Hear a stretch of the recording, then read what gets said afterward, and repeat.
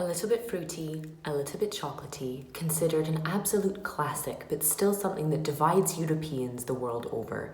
I'm not just talking about myself, I am talking about the Sachertorte, or the Sacher cake. This world-famous cake originated in Austria and is well renowned as being one of the most sophisticated chocolate cakes in the world. But does it deserve all the hype? Is it extremely difficult to make? Some consider it overcomplicated, some find it too dry, some find it not chocolatey enough. Today I want to show you how to make a rich, moist, chocolatey and foolproof version of this classic recipe in your own kitchen.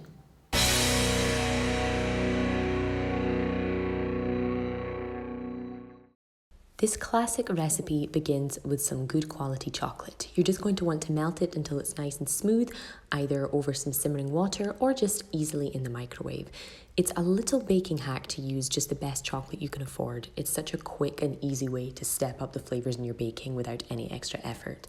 I use this lovely Willie's Cacao baking chocolate. Once that's all kind of melted and smooth, just set it aside, and you're going to want to grab some soft salted butter just at room temperature, and you're just going to want to kind of work it around and beat it into submission until it's pale and fluffy like this. Following that, you're going to want to add 4 large egg whites, just one at a time. You don't need to worry about the consistency too much here, you just want to beat it all together until it's looking somewhat airy and golden like this. Then you're just going to want to set that aside and we're going to get working on the egg whites. Thankfully, this recipe means you won't have any leftover whites or yolks. You will have to faff around separating them, but I promise it is worth the result. Just grab yourself a whisk, a regular one or a kind of electric one, and just beat the egg whites until they're kind of fluffy and holding soft peaks like this. It should only take a couple of minutes if you're using a big whisk like this one. Then you're just going to want to gradually whisk in some sugar. In this particular recipe, I used icing sugar, but I've also had some nice results from using brown sugar or from caster sugar. And you're just going to want to add it bit by bit so you don't knock too much of the lovely kind of airiness out until you have this droopy, easily flowing, what you might call ribbon stage egg white mixture. And while you've already set things aside several times already, set that aside for just a moment while you pour your lovely, cooled but still liquid melted chocolate into your butter and egg yolk mixture. We allowed it to cool just so that it didn't scramble the yolks or melt the butter, as again, that would knock too much air out and defeat all of your lovely hard work from earlier.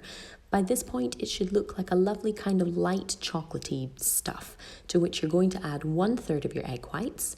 You don't need to be too delicate here. All we're doing is kind of loosening up this butter and chocolate mixture to make sure it is airy and that it's easy enough to mix everything into. Then you're going to want to add in your dry ingredients, just some flour and some cocoa powder, and then bung in all the rest of those lovely ooey gooey marshmallowy egg whites.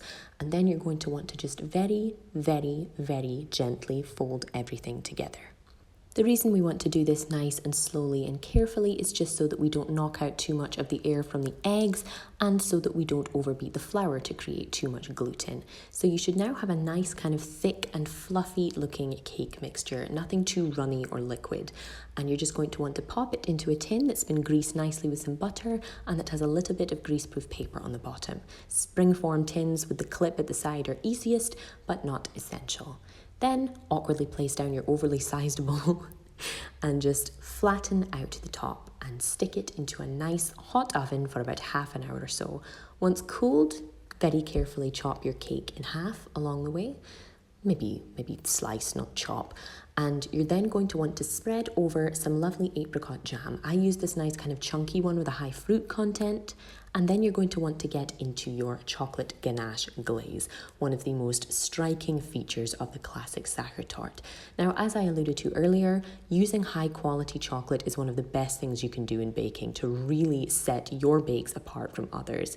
To make a chocolate ganache with chef drop cooking chocolate like this, just warm up some cream until it's hot to the touch, pour it over some chocolate, leave it to stand for a minute, and then just stir it and let out just a little bit of aggression until you have this beautifully smooth chocolate ganache that you can pour over your cooled, sandwiched, chocolatey, apricot-y cake. And you don't need to worry about any kind of particular decoration here. If you like doing that kind of thing, more power to you. But the classic kind of presentation is just to let gravity do its thing with this lovely, smooth, shiny chocolate glaze. No faffing around. all I did was decorate mine with a halo of that lovely dark chocolate, just to add a little bit of spice to the already kind of enticing shininess of the glaze without too much extra effort, because this is maverick baking, not spend all your time decorating something that will be devoured within minutes baking. Some people like to wait for the chocolate to set, but I don't have the patience or the time to do so. So I like to enjoy this moist, rich, fluffy, fruity chocolate cake as soon as I can. I hope you guys love this one every bit as much as we have.